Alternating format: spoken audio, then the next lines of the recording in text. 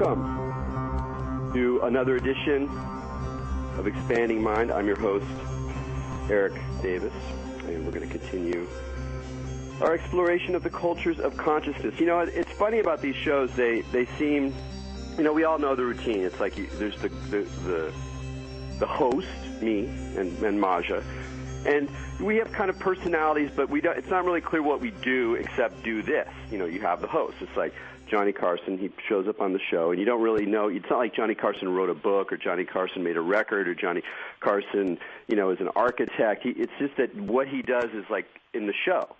And then the guest comes on, and the guest is like someone who's done something, and you define like, oh, they have a new book, they have a record, they're yoga expert, they're a scholar, you know, and there's a kind of identity around it, and then that's sort of then the conversation spills out of that.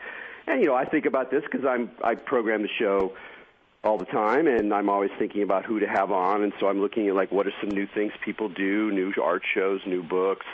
You know, it's a good way to sort of, you know, keep in a stream of interesting people coming through, which is a wonderful challenge, but it's in a weird way sometimes it misses something, and it misses something in the following sense, that when I reflect on all the remarkable, interesting, bizarre, inspiring people that I've met in my life, and I've been blessed to have met quite a few, there are a number of people who are rich and fascinating and some of my favorite people in the world, but they're kind of elusive. Like it doesn't quite register to go they're X or they're Y. It's hard to figure out what the hook is, as we would say in the kind of journalism biz, is for these folks in terms of conversations, connections, and identity. You know, what kind of identity do they have in some way that I could present as a guest on a talk show?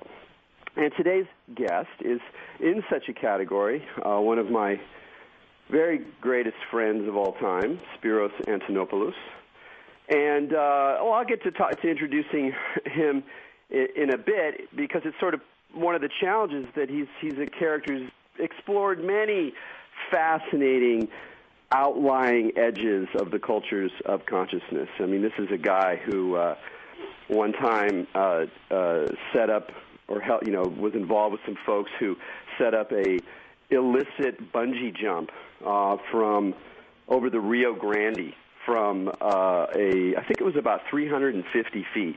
So an insane bungee jump that was set up on this bridge in the middle of the day, totally unethically, and then and then he proceeded to make this absolute death-defying leap. Normal bungee jumps are much shorter than that, and there's a video of this event on the web, and it's just this extraordinary experience of watching this guy do this crazy thing and come back as if from the edge of death or the edge of the outer limits of the mind, and a zone that he's explored in many ways, at varying ways since. And so I want to bring that in and bring in conversations and reflections. I guess if you had to classify Spiros as anything, you'd have to say he's a yogi. But if I say that term, there's going to be a lot of associations with that aren't really appropriate. Things like a yogi is someone who is like a professional yoga instructor who kind of gives people some therapeutic tools to deal with the slings and arrows of postmodern existence in the yoga hall with the sort of vague glaze of Eastern spirituality and Western self-help. And that really doesn't even come close to what we're talking about in this case, but that may be part of our challenge today, is to figure out exactly what we mean by a yogi in terms of intensity of practice, attitude. What are we doing here? What does spirituality really amount to in this crazy moment of ongoing conversation, technological breakdown, the return of microorganisms, et cetera, et cetera, et cetera? It just goes on and on. But in addition to his explorations at the edges of consciousness and his very deep devotion to Ashtanga yoga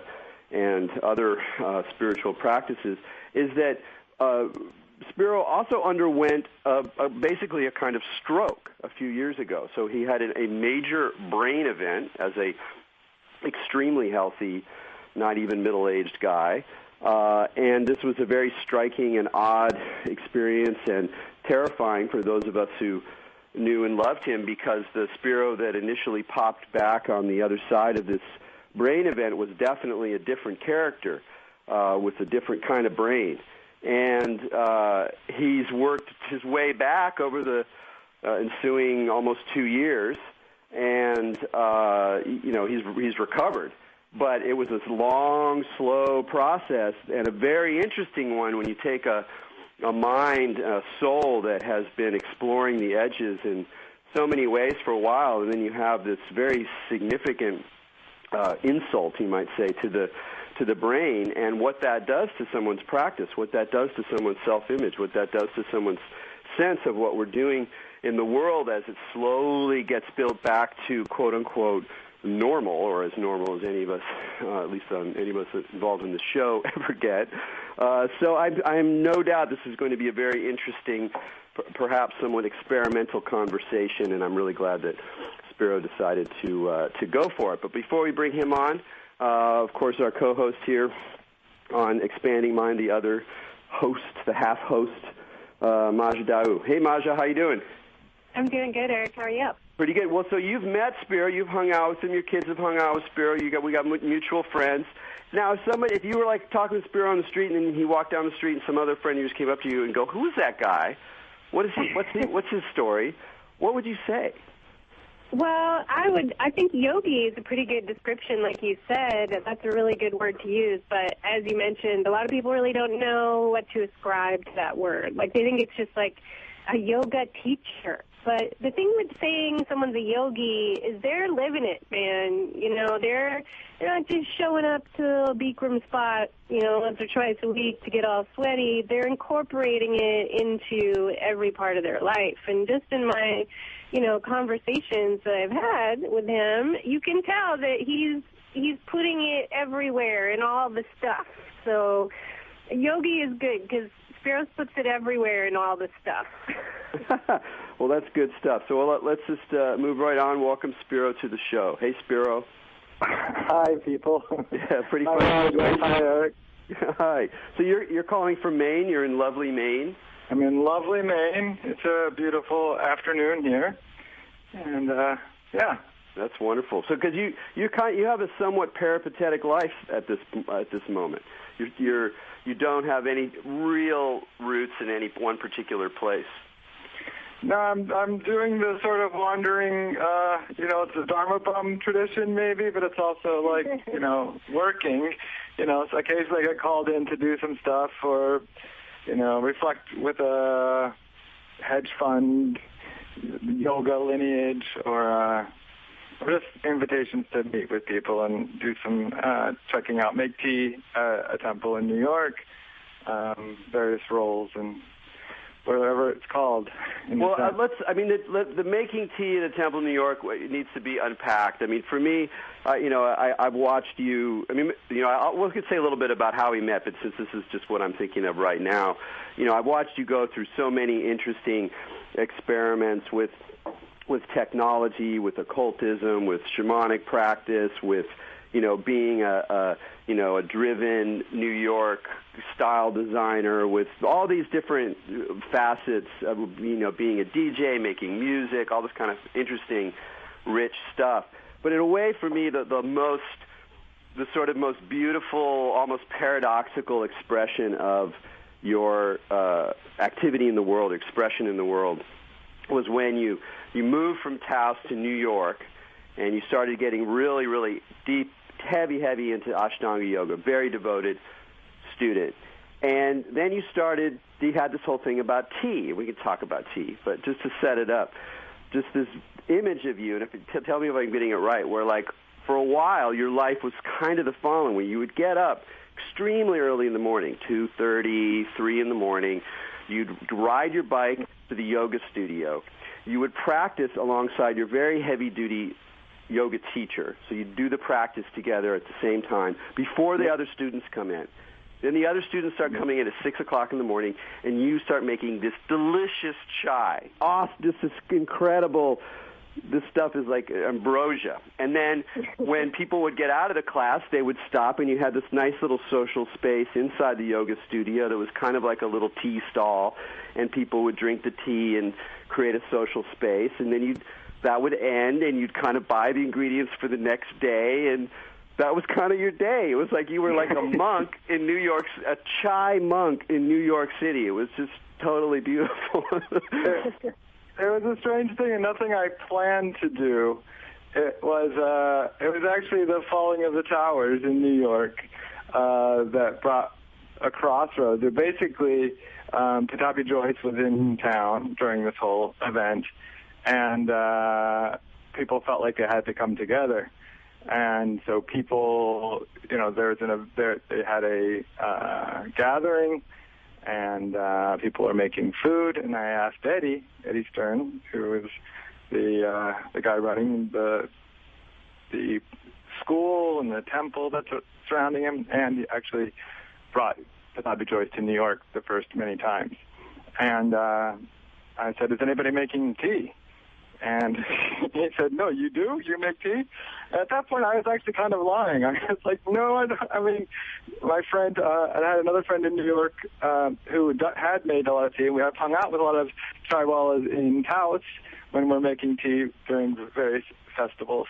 And he had bought me some pots before this all, and we were thinking about going into some sort of business, and suddenly this presented itself, and I said, "Yeah, I'll make tea." So Mark and I actually just made 10 gallons of tea and carried it from Grand Street to the Puck Building and served tea, and that was the sort of first time I made tea. And that was just after 9/11?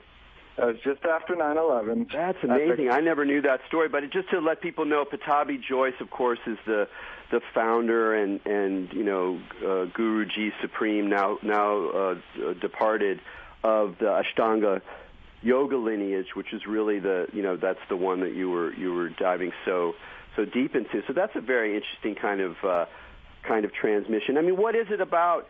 I mean, one of the things I noticed about like the way that the tea stall functioned in the yoga studios, you have people come out, and it's this very heavy practice, very much internal too. It's like it's silent.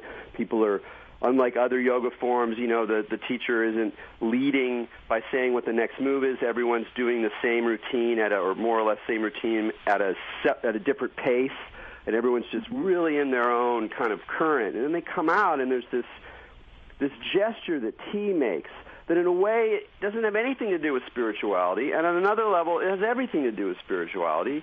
And it's this kind of gesture towards a kind of conversation, a kind of opening. So when you were working with the tea on a daily basis, and it was really part of your sadhana, part of your practice, what did you come to understand about tea, about what that whole process, the ally, the gesture, the ritual of tea is about? The first thing is the smell of ginger. And, it almost is like Madeline's, the cookie in Proust. It's that Madeline. Madeline. The cookie, and that smell sort of stuck with people. And people that, it's not an easy practice. And some people would roll out of bed and not even feel like going. But the smell of something as a reward, as a sort of space between people's day-to-day lives, their practice, and, before they ran into the world often, they would have this little space that we had set up, which was sort of performance, but also very real. That's what I did. That's how I made money, and it was all organic ingredients. And so there were smells, cinnamon, cardamom, ginger, and milk and sugar. And somehow that space allowed for us to talk about what it is and what we're doing and explore. I got to read tons of the traditional texts during these couple of years and really, cut my teeth in arguing with the audience about what's happening and what the various ways of looking at it through the Yoga Sutras or various samhitas and all the traditional texts. So it was a little place to talk about what's happening. And also it was interesting. It was like being a bartender in some ways. There was a ton of different people coming through this place. There was no sign on the door.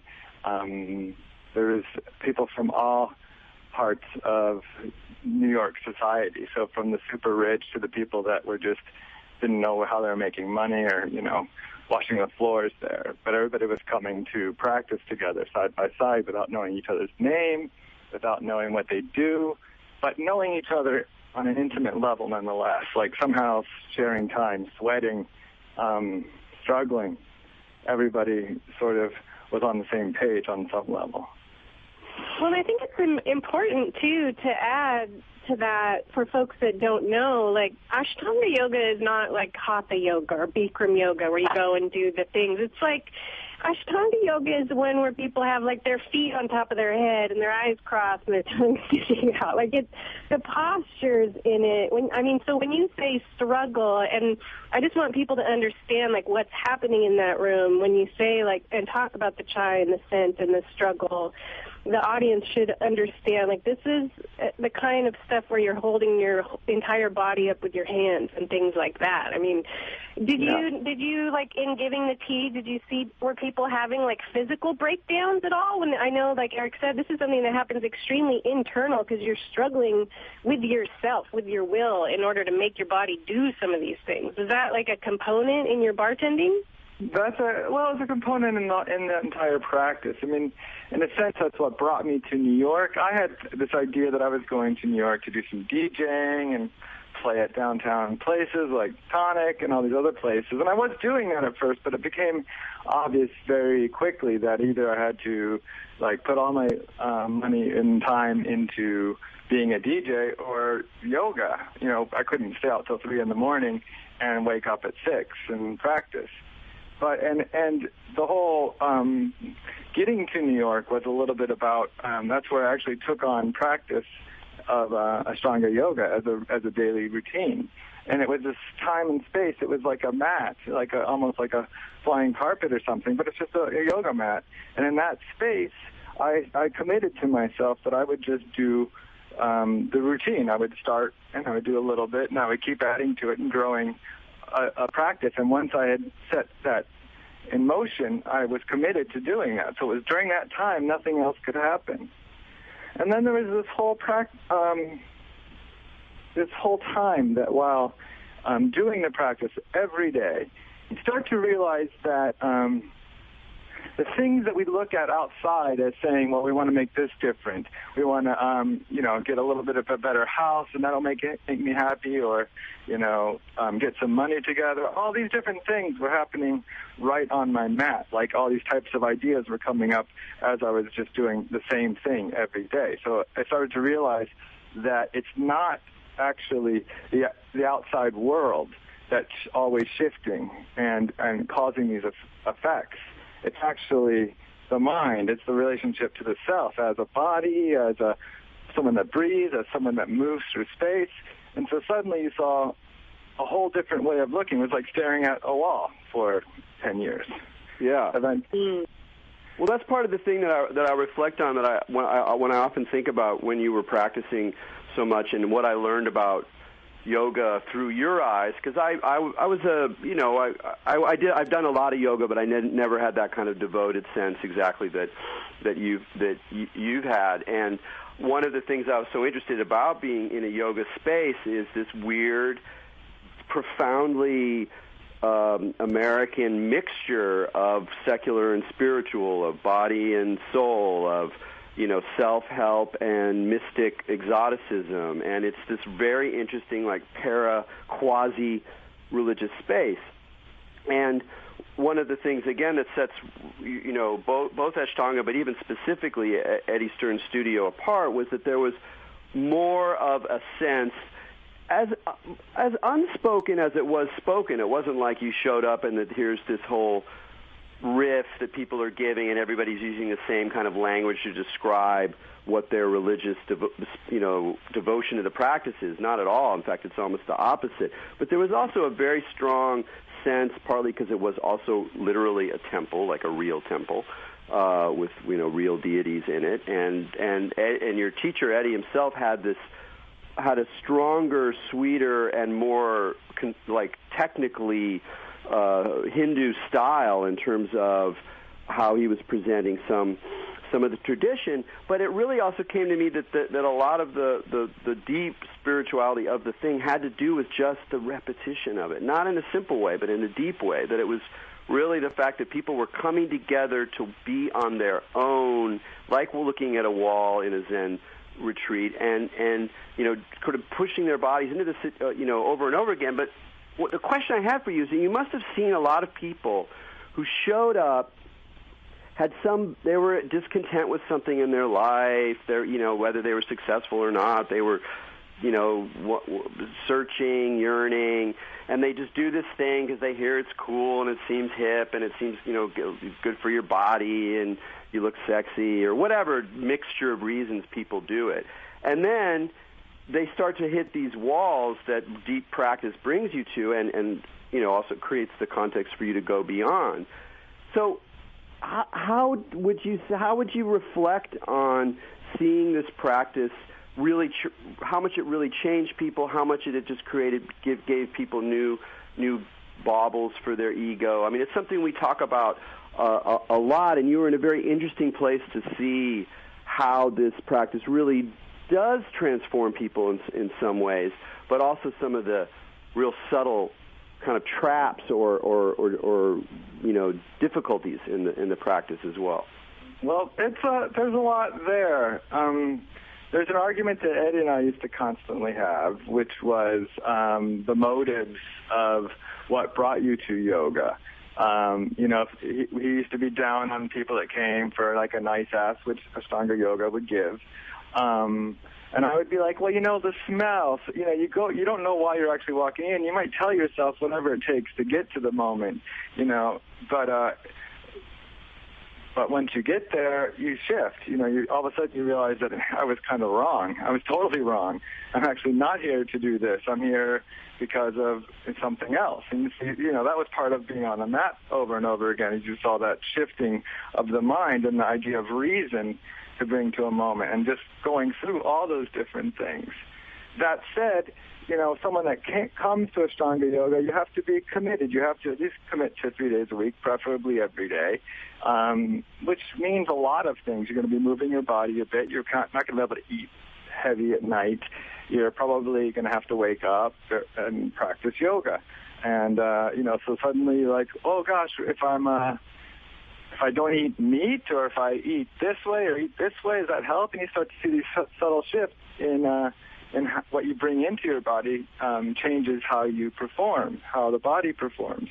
And it's just this constant dialogue with the self and the world and sort of intake and outtake that Ashtanga yoga leaves open to a large degree, especially through Eddie. And Eddie's thing at the studio and at the temple, I think a lot of what Eddie was doing is, a lot of people really looked up to Eddie, and having a sort of temple to sort of focus an energy of appreciation or idolization and those types of things could always be moved over to, a deity. Right. That makes a lot of sense, because it's funny when you think about it that way. It's this mixture of a kind of, if you think of the typical yoga studio, even with all its New Age elements, as being essentially a secular space. It's not a temple. They might use temple language, but, it's basically a place that you move in. It's different. It has a sort of in-between quality, but it's very different than actually, here's a temple. It looks like a temple. There's a murti of Ganesha. He was, blessed by a real priest. He gets chants and flowers every day. That's a different kind of space. But in a way, what you're saying is that it wasn't that the people were going there and becoming Hindus. It's that the energy of having a real temple changed the way that people inevitably in these practices kind of idealize or project or enchant the teacher. And that's what you see when you go to like normal yoga studios, and there's this weird mix of self-help, body physicalism, and New Age chakra energy chant stuff. And it's this weird blend. And one of the things you notice is that these teachers become these very kind of charismatic fetishes of some imagined, balanced, life, but they're often just kind of these weird, they become these kind of mini celebrities, and it's kind of a weird scene. And in a way, what Eddie was doing was like, oh, wait, if we have like an actual space there, then people are going to approach it as a temple, not by thinking, oh, now I'm a Hindu, but just by kind of displacing the energy and creating a different kind of space. I mean, Eddie basically, still calls himself a Jew that does Hindu worship, but he goes to the synagogue right next door, and also gives talks to the people downtown during the holy holidays and stuff. So the other thing is that the space is kind of real. There is actual energies being put into the space and putting out of the space, and it does anchor something that's different than anything else. And people can be a teacher for a long time. We can be very smart about it. We can be like we're perfecting situations, and we can keep the ego in check and all those things, but we don't even realize half the time when the subtle shift happens. Like I was doing a lot of practices with yoga, and somehow it came very smoothly to me, the actual physicality. So some people that basically have a dense idea of identity, basically that if you can do crazy poses, that somehow signifies that you're more spiritual. And that wasn't necessarily the case. But still, I knew that on some level. I could go to India and I could do go for a couple of months and practice, but never really want to ask the teacher for papers to teach or anything like that. I just was actually trying to be almost to a fault, kind of pure in the movement. But I could see, at some point you start to appreciate that people look at you in a certain way. Like there's an affection there too. So you're kind of like suddenly a part of me was holding a pose just a teeny bit longer because I wanted somebody to see me or something like that. So there's like these subtle forces of ego that eventually crawl in naively and actually for a sweet feeling, but it's still, once it's there, it sort of captures. It's there. Yeah, it's a really... Well, it's a phenomenon, and I would see that happen a lot in martial arts as well. And what would happen is, this is the thing, like you can direct that kind of energy in a certain way. Like if someone could hold some crazy thing for some crazy amount of time. In martial arts, we would do push-up holds, where you go on your fist, and they would have contests to see who could stay up on their fist the longest. And so it became like this thing with people, right, where everybody wanted to be that person that was like the winner, that could do it, that could break through the thing. But what actually happens is when someone can do that crazy pose for like so long, it's not just like they're looking at you with affection and adoration because you just did something that was like seemingly impossible. So now you can become this source of inspiration so people know that's something that can happen, right? Like they just saw something that is like ridiculous, so like they can't do. So it actually can have the effect of bolstering the entire community. When like the teacher or one person that gets to a certain level can do it, it can like catch on like fire, and then everyone kind of feeds on it. But when one person just takes it as their like thing, like they're Superman, then it gets like kind of ridiculous. It's also very subtle of a shift. Like you may actually conceptually understand all the mechanics of that. I mean, this is true for me. I totally understood. I kept this all very disciplinedly at bay. But subtly, I couldn't help but notice that there was this sort of, like, just a subtle, like, guy that, like, really liked that really liked to be the guy that, like, people liked. And, you can't fault the guy because it's actually part of human nature. So it's a very subtle shift that eventually happens. And then, if something happens where it becomes threatened, you notice all these things come up, these challenges in the subtle realm of just a practice and people looking on at that. Well, given that is part, like for you, that's clearly part of what the practice is watching how these subtle forms of ego enter in, and then how you deal with those and how you reframe it. And it seems like there's always this kind of dance between continuity and discontinuity, like the thing you're doing and it's happening, and it's real, and it's like, and then there's like a kind of attachment or an ego that gets involved, and then it's like, well, let's break out of that or crack it or reframe it in a way or undermine it in a way to open up a different get kicked space. out, or somehow you just land in New Jersey. Yeah. Well, for you, where did that come from? Where did that extra is it something that's inside the practice, or does it have to do with your own, I mean, you were not somebody who was going to be like, you did a lot of practices, you did a lot of exploration, but you were not someone who was going to do the same kind of practice every day and be really devoted to a very, in some ways, very constrained life for a long time, which was, based on your previous life, really unusual.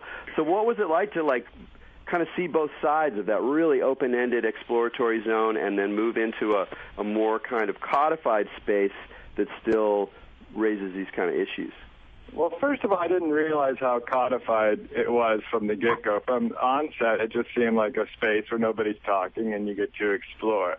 And then subtly, as you become more sensitized to realms, and you start to see that there are some codifications that may not be inherent in the actual practice or the actual energy, the yoga energy, but it is part of how people projected onto it and carried it.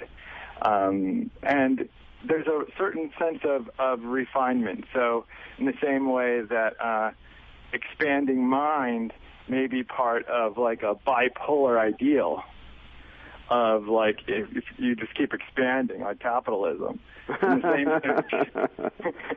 the same sense, this was an exploration in refinement of this. This is what Ashtanga yoga actually is. It's 8 steps or limbs of various modes of refinement. The first ones, like the yamas, are ways of expressing outwardly, the number one being violence. So like, what is the relationship of violence from this being outward?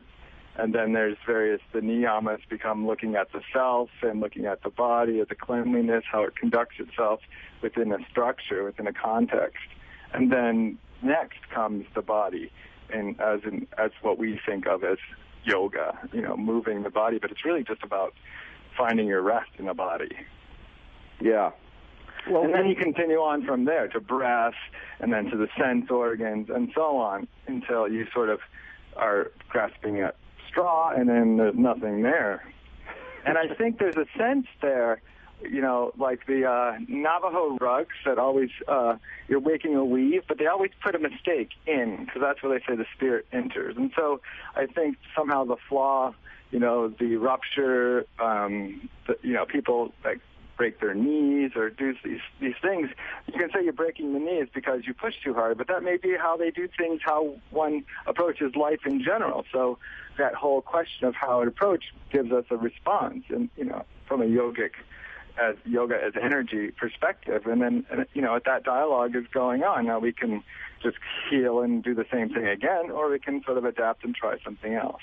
Yeah. Well, the breaks literally cause evolution. Like, one of the things when I was studying I Ching is like where the line breaks or where it changes, that's where it like transforms into something else. And the same is like with our DNA. Like when you get like a jacked up strand, that's where evolution actually occurs. So when you incur some kind of break or there's a damage or something like that, that's what in fact like causes the change and transformation to occur, like even scientifically.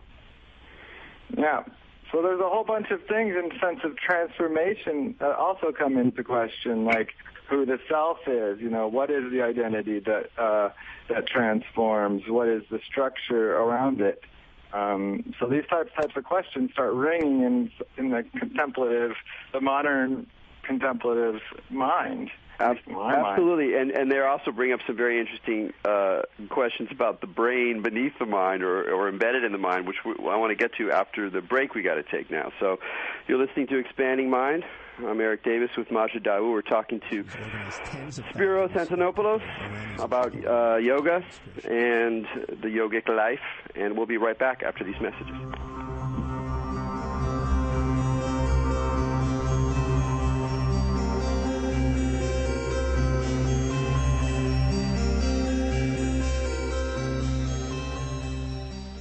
This is PRN, Progressive Radio Network. Honesty Without Fear, the Whistleblowers Radio Hour on Tuesdays at 1 p.m. After every scandal, we learned that there were citizens who tried to alert the public, but were silenced and retaliated against. I did not grow up wanting to become a whistleblower, but it was my job and my moral obligation to demand that truth and justice be honored. Hear from leading whistleblower lawyers about how you can protect yourself if you expose waste, fraud, or corruption. This country would be a much better place when we all recognize the contributions that whistleblowers make to our society and protect them from retaliation. Learn from prominent whistleblowers who've lived through it. Support those who protect you. Whistleblowers are key to holding government and corporations accountable. Empower yourself. Know your rights. Tune in to hear me interview some of our nation's heroes. Tune in to Honesty Without Fear, Tuesdays at 1 p.m.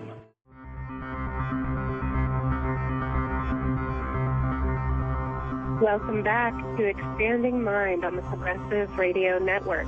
This is Masha Daru. We're here with Erik Davis, speaking today with Spiros Antonopoulos about yoga and all things yogi.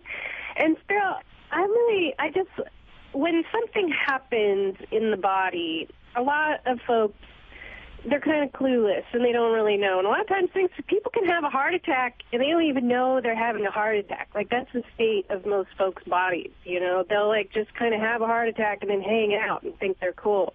But so I'm wondering, for someone like you that had spent so much time being in your body and getting to that place of stillness in your body, when you had your stroke, like, did you feel it? Were you conscious of kind of what was happening? Like, did your body just kind of take you out of it? Were you able to, like, go through it at all and feel it?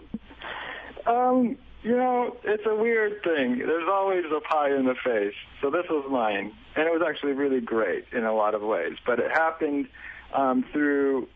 there's several different threads of story that I could talk about. But it actually happened technically, physically, on a Sunday morning about 2 years ago, probably around, somewhere around now.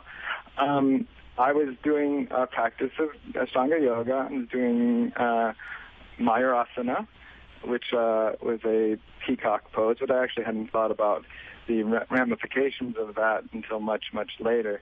But I was basically just got a headache. Suddenly I had a headache. And this has happened before, and usually, relaxing and just moving energy through usually helps. But this didn't. This was like, whoa. And I stopped. And I decided to roll over and go to sleep. And I slept. I must have, I moved over to a bed at some point. I was doing it at home in Santa Fe.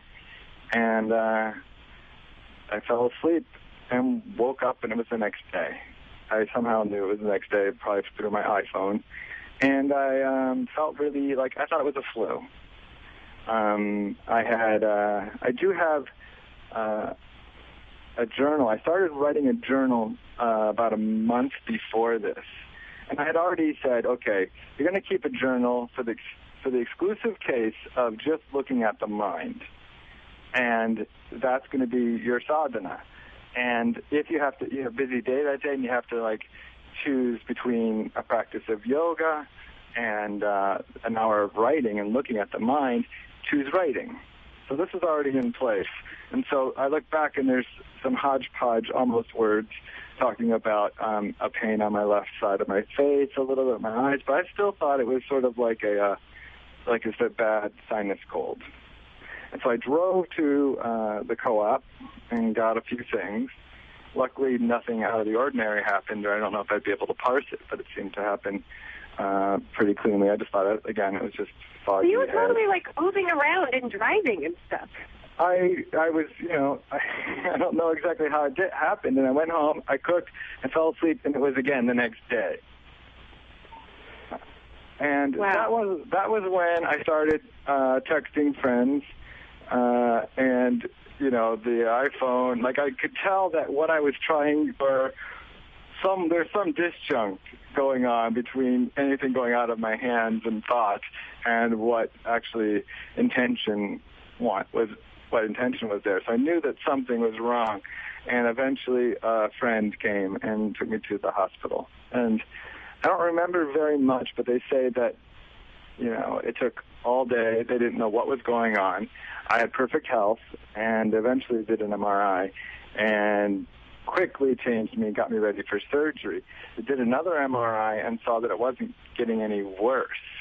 This is, this is some of the pieces that have been filled in, others telling me. But I still hung out in the hospital, and the doctor came, the neurologist, and he said, you're in perfect health. If I go in and make a cut to drain or do something or see what's happening, it will be a scar that will last forever. If it's not getting any worse, it could resolve itself on its own. Or if there's a scar, it will be the best of all possible scars. So I don't actually think, for me, that's like he was a godsend. That was a blessed move because everything was okay. It was probably good that I slept for 3 days. It's probably good that I wasn't in New York where everybody wants to cover their ass and check out every detail and make sure that they found something, because if it happens again, they don't want to be responsible. Oh, they would have just cut you open without even asking you. Totally. Yeah, there was. I mean, there's all sorts of things to say about it. One is to recognize also that we use the word stroke, but even that is there's a wide variation of things that happen, and there's aneurysms, there's all sorts of kind of events, and partly because you didn't ever really want to pay for it, and it didn't really matter at a certain point. It's still kind of an enigma what the whole thing was in the first place. But the neurologist says it's one thing, and the cardiopulmonary guy says it's definitely a stroke. So, yeah, it's fascinating. But I mean, what was remarkable, and then I saw you shortly thereafter, and. It's a very peculiar thing to have somebody who's you totally know, and you would recognize us, and you'd recognize that we were your friends, and you could feel that your emotions, your heart energy was in a really sweet place, that you weren't you're maybe a little tender, a little scared, but you weren't freaked out or totally shut down. It was familiar as Spiro on the heart level, but then on this cognitive level, it was clear that you didn't really know who we were, or if you did, you didn't really remember, and if you tried to say anything, almost anything was garbled. It was really weird because it was you and not you. And I mean, I've never had as clear a sense of how constructed the self is. We meet our friends, our people we know well, and they seem to have this consistency.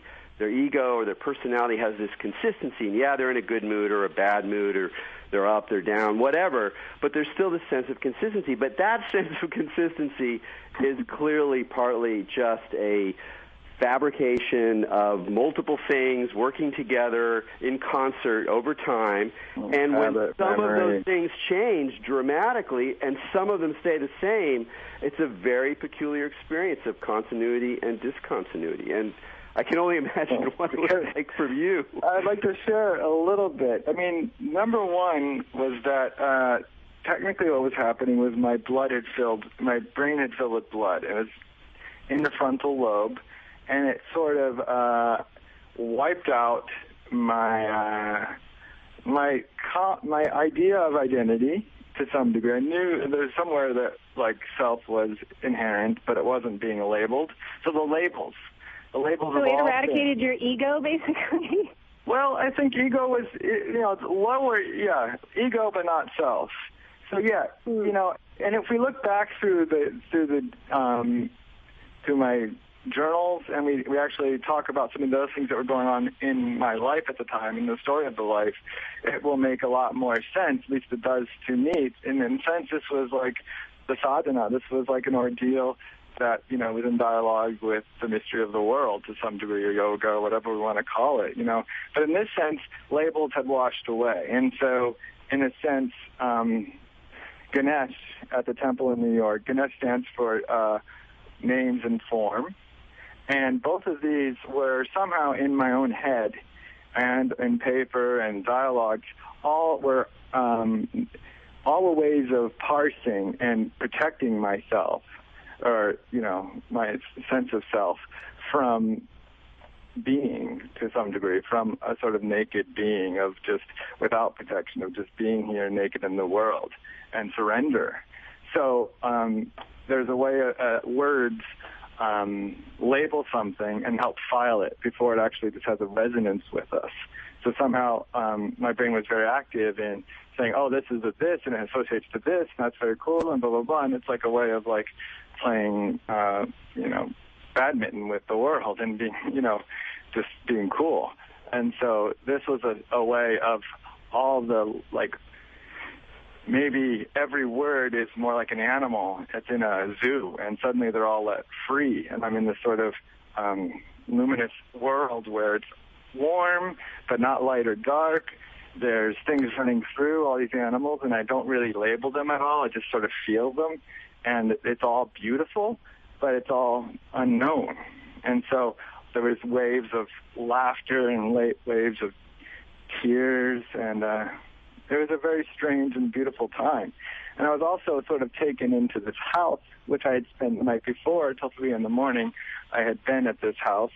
It's a house that I call the anti-ashram, but it's just a place of nice people that took me in and sort of nurtured me for the next year and a half, and still do to some degree.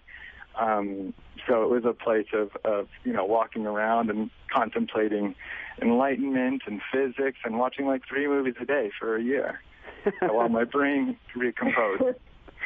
I mean, it was also just remarkable. It sounds funny. It's almost like a kind of idealization of it. But there was a point where you reached, fairly shortly, where you kind of realized that you were just going to submit to this process and be where you were, and speak however coherently you could speak. And over time, things were quote unquote improving. Although even there, you're like, what exactly is happening is an interesting question. But on an emotional level, it was really kind of amazing to be around you, because you did seem to be able to get into a place of just this kind of sweet submission and to your circumstances, but nothing fatalistic about it.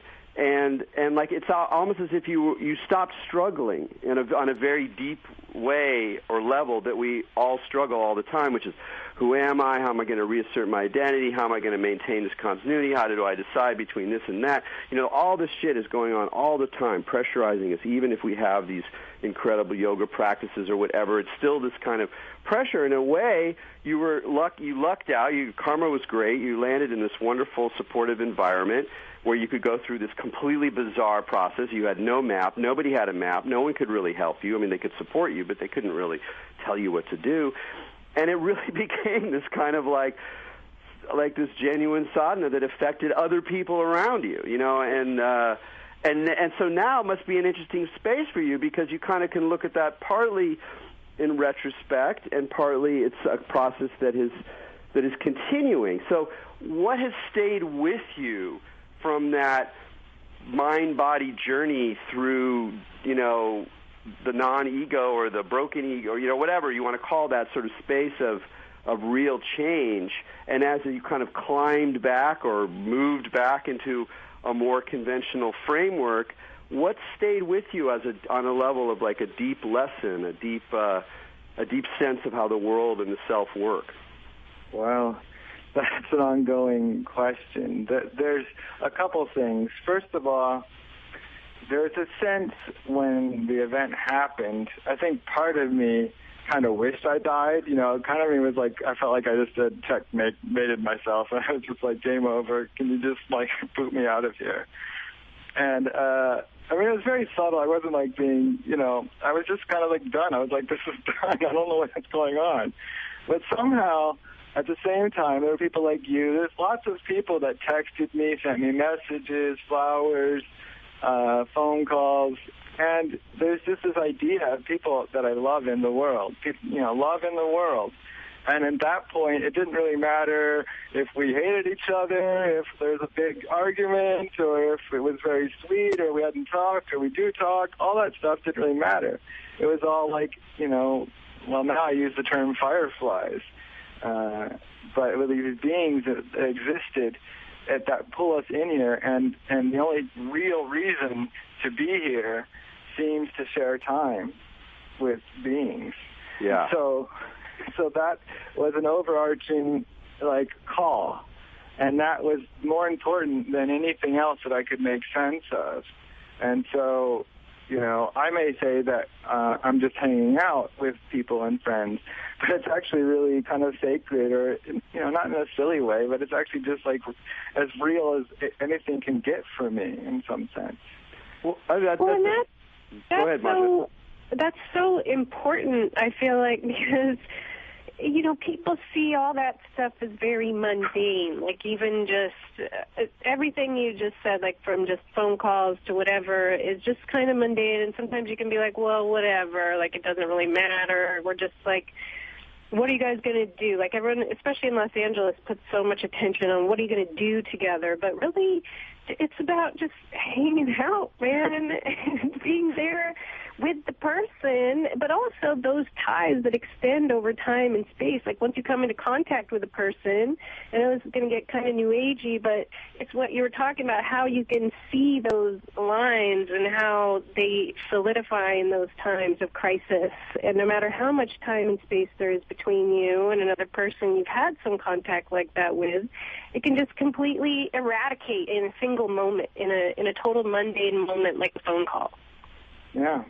Well, it's also that there's this space that you're opening up, a space of kind of friendship rather than, like a guru-disciple relationship, And when I reflect on my own past and who's illuminated me the most, or what situations have illuminated me the most, and some of them look like traditional, or at least traditional from a wacky, West Coast perspective, I'm a Zen retreat or a psychotherapeutic session or, an encounter with a lecturer or whatever. But most of them are really spaces of friendship where, maybe my friend knows more than me about something and teaches me something. Here's a practice, here's a way to think about this.